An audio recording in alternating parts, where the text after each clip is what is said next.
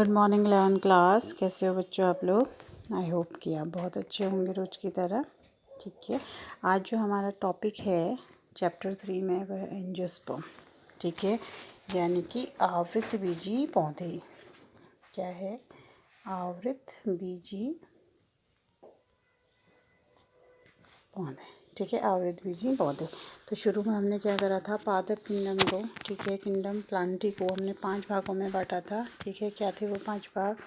Thallophyta, bryophyta, pteridophyta, ठीक है, फिर जिम्नोस्पर्म, और आज हमारा लास्ट टॉपिक है वो क्या है? एंजियोस्पर्म। ठीक है, थैलोफाइटा में आपने देखा था कि बॉडी कैसे होती है? थैलस के आकार की होती है, जड़ तना पत्ती में विभक्त नहीं होती है। ठीक है, फिर ब्रायोफाइटा में हमने देखा था जड़ तना जैसी संरचनाएं होती हैं लेकिन वास्तविक जड़ तना पत्ती नहीं होती। ठीक है, और ये क्या थे? पादप जगत के उभयचर थे, यानी कि जल और स्थल दोनों में ही रह सकते थे, लेकिन रिप्रोडक्शन यानी कि जनन करने के लिए इनको किसकी आवश्यकता होती है? पानी की आवश्यकता होती है। ठीक है, और ऐसा माना जाता था कि समुद्र से या जल से बाहर निकल के जो पौधे स्थल पर आए वो कौन थे? ब्रायोफाइट थे। फिर हमने टेरिडोफाइट पढ़ा। टेरिडोफाइट में क्या था? पत्ती, जड़ और तना। ठीक है, ये इनमें वो क्या था? डिफरेंशिएट था, लेकिन उसमें क्या लगते थे? फूल और फल नहीं लगते थे। ठीक है, तो वो हो गया आपका टेरिडोफाइटा। ठीक है, प्रीवियस चैप्टर में हमने पढ़ा था आपका जिम्नोस्पर्म। जिम्नोस्पर्म में क्या है? जड़, तना, पत्ती तो है ही है। ठीक है, टेरिडोफाइट से इसमें डिफ्रेंशिएट हो गया है, क्योंकि ये क्या है? जैव विकास को भी दर्शा रहा है ना, कि प्लांट्स का जैव विकास कैसे धीरे धीरे उनमें डेवलपमेंट आए।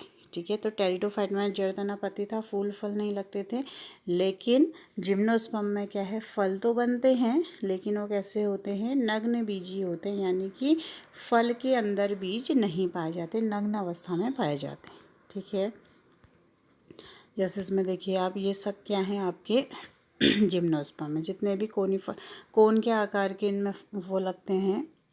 ठीक है, बी मतलब कोन के आकार के अंदर जो होते हैं बीज होते हैं, इसलिए इनको क्या कहते हैं? कोनीफर कहते हैं। ठीक है, और इनके जो पेड़ होते हैं वो पत्तियां जो होती हैं वो कैसी होती हैं? निडल लाइक, सुई के समान होती हैं, ताकि इनमें जो वाटर लॉस हो वो ना हो। ठीक है, फिर इसमें आपको बताया था कि इसमें सबसे बड़ा जो पेड़ होता है वो है सिकोया।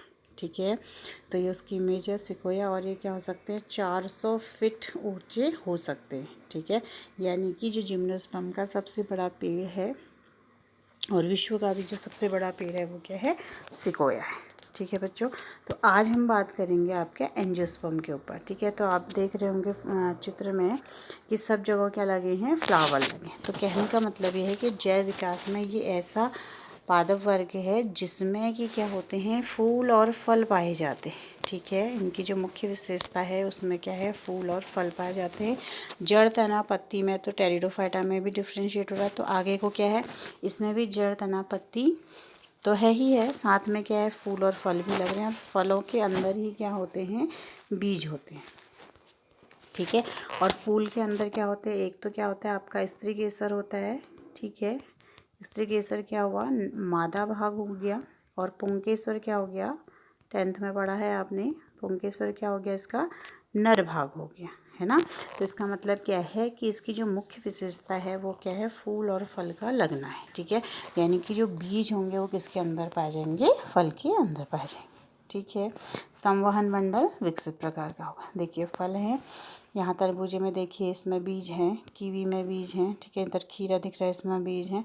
तो जितने भी फल हैं यहाँ पे, पपीता है, नींबू है, माल्टा है, सब में ही फल होते हैं। कुछ ही ऐसे फल होते हैं जैसे केला और ये इसमें नहीं पाए जाते, लेकिन सारे बाकी सारे ही फलों के अंदर क्या होते हैं? बीज पाए जाते हैं। ठीक है, तो इस संघ का जो प्रमुख लक्षण वो क्या है? फूल को पाया जाना, और उसमें क्या होंगे? दोनों ही भाग पाए जाएंगे, नर और मादा भाग पाए जाएंगे। ठीक है, मादा भाग क्या हो गया? स्त्री केसर, और नर भाग क्या हो गया आपका? पुंकेसर। तो इन दोनों के क्या होते हैं? एन होते हैं। ठीक है, और दोनों ही मिलकर क्या बनाते हैं? 2n संरचना बनाते हैं, जिसको हमने क्या कहा था? युग्मनज। ठीक है, युग्मनज कहा था। तो ये युग्मनज ही क्या है? फल है। ठीक है, और फल के अंदर क्या लगते हैं? बीज लगते हैं। ठीक है, तो इनके जो मुख्य लक्षण होते हैं वो क्या होते हैं? देखते हैं पहले। कि पुष्पीय पादपों अथवा एंजियोस्पर्म में परागकण तथा बीजांड विशिष्ट रचना के रूप में क्या होते हैं, विकसित होते हैं, जिसे पुष्प कहते हुए बताया था आपको। ठीक है, यह पादपों का सबसे बड़ा वर्ग है। ठीक है, तो यह क्या है, पूरे विश्व में क्या है, टेरिडोफाइट्स की या जिम्नोस्पर्म की तुलना में क्या है, ये बहुत ही व्यापक है, यानी कि हर जगहों पर पाए जाते हैं, किसी भी देश में चले जाए तो इनके जो पेड़ है सूक्ष्मदर्शी जो वुल्फिया है, ठीक है, सूक्ष्मदर्शी से देखने वाला जो प्लांट है वो वुल्फिया से लेकर यूकेलिप्टस तक। ठीक है, सबसे छोटा कौन है, वुल्फिया। अगर एग्जाम में आता है कि सबसे छोटा एंजियोस्पर्म प्लांट कौन सा है तो वो क्या आ जाएगा, अब वुल्फिया आ जाएगा। और सबसे बड़ा वृक्ष इसमें क्या है, यूकेलिप्टस है।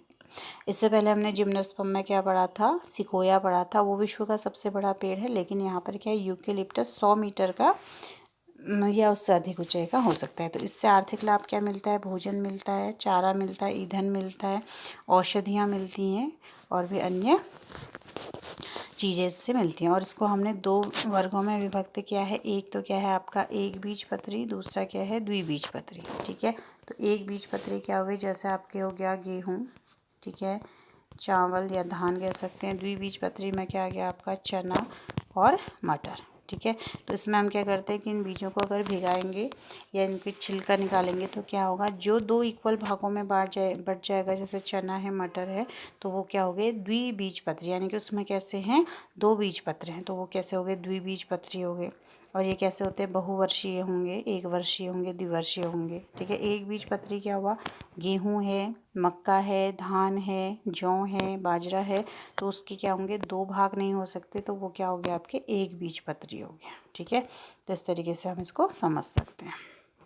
ये देखिए, ये क्या है आपका एक बीजपत्री है, और ये जिसमें गमले में लगा है वो क्या है आपका द्विबीजपत्री। ठीक है, तो इस तरीके से हम इसमें देखते हैं। ठीक, तो इनकी मुख्य विशेषता क्या होती है कि इसमें क्या है, अभी बताया था, पुंकेसर क्या है, नर भाग है, स्त्री केसर क्या है, मादा भाग है, दोनों क्या होते हैं, एन होते हैं, दोनों आपस में मिलते हैं, 2n युग्मनज बनाते हैं। और इस आवृत बीजी पौधों की जो मुख्य विशेषता होती है वो क्या होती है, द्विनिषेचन होती है। ठीक है, ये क्या है, द्विनिषेचन एंजियोस्पर्म का अद्वितीय गुण है। मुख्य गुण क्या है, इसमें द्विनिषेचन होता है। ठीक है, तो जैसे ये इसका क्या है, अंडाशय है, 3 कोशिकाएं इसमें ऊपर लगी रहती हैं, 3 नीचे लगी रहती हैं, और बीच में क्या होता है 2n होता है, अंडाशय होता है। ठीक है ना, तो जो भी परागकण आएगा वो क्या करेगा, जैसे सोचिए ये पोलन ट्यूब है, जैसे ये अंदर आएगा, 2 पोलन ट्यूब होते हैं, तो एक क्या करेगा, इसको फर्टिलाइज करेगा, दूसरा जो पोलन ट्यूब होगा यहाँ फर्टिलाइज करेगा। तो 2 बार क्या हो रहा है, निषेचन हो रहा है। एक बार क्या हो रहा है, जहाँ पर से वो जा रहा है वहाँ पे निषेचन हो रहा है ना। दूसरा कहाँ हो रहा है, बीज में निषेचन हो रहा है, तो यानी कि 2 बार निषेचन हो रहा है। इसको आप 12th में डीपली पढ़ेंगे, तो 2 बार यहाँ पे क्या हो रहा है, निषेचन हो रहा है, तो इसलिए इसको हम क्या बोल रहे हैं, दोहरा निषेचन बोल रहे हैं। ठीक है, और इसको क्या बोलते हैं, आपका त्रिसंलयन भी बोलते हैं, क्योंकि बीच में पहले से 2n होते हैं और एक n किसका आ जाता है, परागकण का आ जाता है, तो यहाँ पे 3n क्रिएट हो जाता है, तो इसको हम इसलिए त्रिसंलयन भी बोलते हैं। तो आपको इतना याद रखना है कि आवृत बीजी पौधों का जो मुख्य कैरेक्टर है वो क्या है, द्विनिषेचन है। ठीक है, नेक्स्ट में देखते हैं हम कि इसमें जो भ्रूण होता है, अगर उसमें द्विबीजपत्र होंगे तो वो कैसा होगा, द्विबीजपत्री होगा। एक बीजपत्र होगा तो वो कैसा होगा, एक बीजपत्री होगा। ठीक है, तो इसकी लाइफ साइकिल को देखते हैं हम कैसा होता है कि सरसों जो है वो द्विबीजपत्री पौधा है। ठीक है, तो ये सरसों का प्लांट है, इसमें आप देख रहे हैं जड़ है, तना है, पत्ती है, पुष्प भी लगे हैं, फल भी लगे हैं, है ना। तो कोई भी पुष्प के अंदर हम क्या 2 संरचनाएं मुख्य रूप से देखते हैं, क्या क्या देखते हैं, एक स्त्री केसर वाला भाग होता है जिसमें वर्तिका और अंडाशय होते हैं। ठीक है, 10th में आपने क्लियरली पढ़ा हुआ है ये। और दूसरा भाग क्या होता है, उसमें पुंकेसर होता है जिसमें कि क्या लगे रहते हैं, पराग कोश लगे रहते हैं, और पराग कोश के अंदर क्या लगे रहते हैं, पराग कण लगे रहते हैं। ठीक है, और पराग कणों को हम क्या कहते हैं, लघु बीजाणुधानी भी कहते हैं, जैसे यहाँ पे नाम लिखा हुआ है आपका लघु बीजाणुधानी। तो इनको क्या बोलेंगे, या तो लघु बीजाणुधानी बोलेंगे या तो क्या बोलेंगे हम परागकण। ठीक है, और जो स्त्री केसर होता है उसके अंदर जो अंडाशय है वो क्या बनाता है अंडाशय के अंदर क्या है, गुरु बीजाणुधानी बीजांड है, तो इसलिए इसको हम क्या बोलते हैं, गुरु बीजाणुधानी। गुरु मतलब बड़ा, यानी कि तो अंडे का जो आकार होता है वो हमेशा बड़ा होता है और परागकणों का आकार क्या होता है, छोटा, इसलिए परागकण को हमने क्या बोल दिया, लघु बीजाणु मात्र कोशिका। ठीक है, वहाँ पर परागकण क्रिएट होंगे और गुरु बीजाणुधानी में एग बनेगा। ठीक है, तो क्या हो रहा है, देखिए जो ये एग है इस तरीके का दिख रहा है आपको, ठीक, जैसे भी मैंने बताया था ना। और यहाँ पर क्या है, परागकण है, और परागकण क्या होते हैं, एन होते हैं, और जो अंडाशय है वो भी क्या है, एन है। तो ये फ्यूज़ करके क्या बनाएंगे, यहाँ पे 2n बनाएंगे, है ना। फ्यूज़ करके क्या बनाएंगे, 2n बनाएंगे। 2n को ही हम क्या बोल रहे हैं, यहाँ पे युग्मनज बोल रहे हैं। ठीक है, 2n को क्या बोल रहे हैं हम, युग्मनज। युग्मनज हमेशा क्या होगा, 2n होगा, यानी कि मेल और फीमेल दोनों जब आपस में फ्यूज़ करेंगे तब ही युग्मनज बनता है, और युग्मनज से फिर क्या बनता है, भ्रूण बनता है, और ये किस में कन्वर्ट हो जाता है फल में कन्वर्ट हो जाता है, बीज बनते हैं, और उसके बाद क्या होता है कि नए प्लांट का इसमें क्या होता है, निर्माण हो जाता है ना। आपने घर में देखा होगा, जो भी बीज हम खेतों में बोते हैं तो फिर वो क्या करते हैं, नए प्लांट को क्रिएट करते हैं। ठीक है, तो बीजों से ही हम नई फसल को क्या कर सकते हैं, उगा सकते हैं। तो जितनी भी फसलें होती है, जो भी ऐसे प्लांट जिनमें आपको फ्लावर दिख रहे हैं, वो सारे ही क्या होते हैं, आवृत बीजी होते हैं। ठीक है बच्चों, तो इसको जानने का ये कारण है कि जितने भी फ्लावर वाले प्लांट्स होंगे कलरफुल होंगे। 10th में आपने पढ़ा है कि फ्लावर कलरफुल क्यों होते हैं, ताकि वो क्या कर सके, कीड़े कीड़ों को या आकर्षित कर सके, जंतुओं को आकर्षित कर सके, जिससे उसमें फर्टिलाइजेशन की क्रिया हो। तो एक बार और देख लेते हैं कि आवृत बीजी जो विशिष्ट लक्षण होते हैं वो क्या क्या हो सकते हैं। ठीक है, इसको आप अपनी कॉपी में भी कर लीजिएगा। पहला क्या है कि इसका जो मुख्य पौधा है वो क्या होगा, स्वपोषी होगा, क्योंकि प्लांट है तो स्वपोषी तो होगा ही, बीजाणुभिद होगा, यानी कि 2n होगा। ठीक है, ये शाख हो सकते हैं, झाड़ी हो सकती है, वृक्ष हो सकते हैं। ठीक है, और जल थल शुष्कोभिद, यानी कि मरुस्थल में भी ये पाए जाते हैं, और कुछ अधिपादप भी होते हैं। ठीक है, और 1 वर्षीय, द्विवर्षीय, बहुवर्षीय हो सकते हैं। आकार में सबसे छोटा वुल्फिया और सबसे बड़ा क्या है, यूकेलिप्टस है। ठीक है, और जड़ तना पत्ती में विभेदित रहते हैं। पौधों में पुष्प, फलों के अंदर क्या होते हैं, बीज बनते हैं, और दोहरा निषेचन के बाद फल बनता है, ये इसकी मुख्य विशेषता है। ठीक है, और फूलों में क्या है, देखिए फूल का जो चक्र है आपने 10th में भी देखा है, सबसे बाहर से क्या होता है, बाह्य दल होते हैं। ठीक है ना, उसके बाद क्या हो गए, दल हो गए जो कलर्ड होंगे, फिर क्या होगा, पुंकेसर लगे रहते हैं इस तरीके से, नर भाग, और सबसे अंदर क्या लगा रहता है, आपका अंडाशय। ठीक है, तो अंडाशय ही क्या है, बाद में क्या बनाएगा, फल बनाएगा। तो ये क्या है, इसकी मुख्य विशेषता है। ठीक, नेक्स्ट है इसमें कि जो परागण होता है वो कीट द्वारा, जल द्वारा, वायु द्वारा, पक्षी द्वारा या जीवों के माध्यम से हो सकता है। दोहरा निषेचन और त्रिनिषेचन इसमें पाया जाता है। तो द्विनिषेचन या नाम उसका क्या है, दोहरा निषेचन भी बोल सकते हैं, त्रिसंलयन भी बोल सकते हैं।